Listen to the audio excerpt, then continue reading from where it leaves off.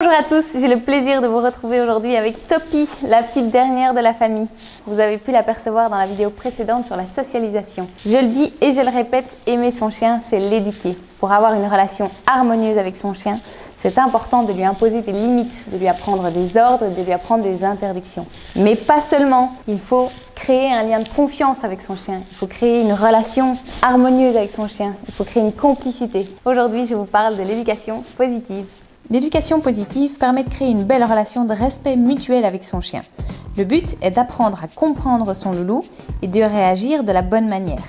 Lorsque notre chien répond correctement à un ordre ou adopte le comportement que nous désirons, nous allons le renforcer positivement, c'est-à-dire lui donner une friandise, le caresser, lui donner un jouet qu'il adore, l'encourager à la voix. « C'est bien ça ma fille, ouais !»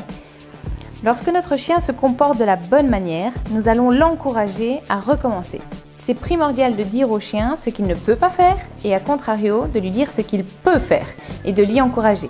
Tu peux. L'obéissance, c'est simple. C'est un cadre, ce sont des limites, des règles que nous allons fixer et on va pousser le chien positivement dans ce cadre, l'encourager et surtout récompenser les bons comportements pour lui donner envie de recommencer.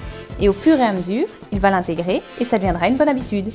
Le petit plus, c'est d'anticiper le plus possible pour éviter de mettre son chien en défaut. Le but est de mettre davantage le chien en position de succès. Pour les séances d'apprentissage, c'est important de récompenser le chien dès qu'il adopte le bon comportement ou l'ordre demandé. Ne finissez jamais sur un échec. Pour être sûr de garder l'attention de votre chien, faites plusieurs petites séances dans la journée, mais de courte durée. Et dans un environnement calme pour commencer, et une fois l'ordre acquis, vous pouvez petit à petit rajouter des stimuli. Les maîtres mots sont complicité, jeu, patience, rigueur, calme, persévérance et cohérence. Dans l'éducation, pour éviter tout incident, tout est une manière d'aborder les choses correctement. Je m'explique. Le comportement que vous adoptez aura toujours un impact sur la réaction qu'aura votre chien. Par exemple, votre chien décide soudainement qu'il ne veut plus descendre du canapé. Plutôt que de l'y contraindre, c'est-à-dire d'aller le chercher et de l'attraper en risquant que par peur, il se retourne sur vous ou vous grogne simplement dessus, pensez plutôt à l'y inviter, soit avec quelque chose qui le stimule, soit avec une laisse.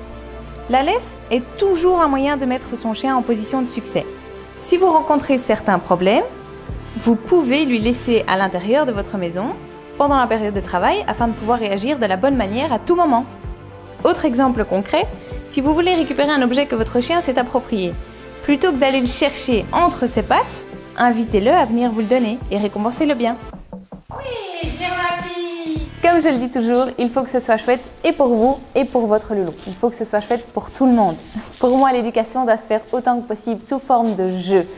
Le but, c'est de travailler en s'amusant. Pour plus de conseils et astuces, abonnez-vous. Bon après-midi!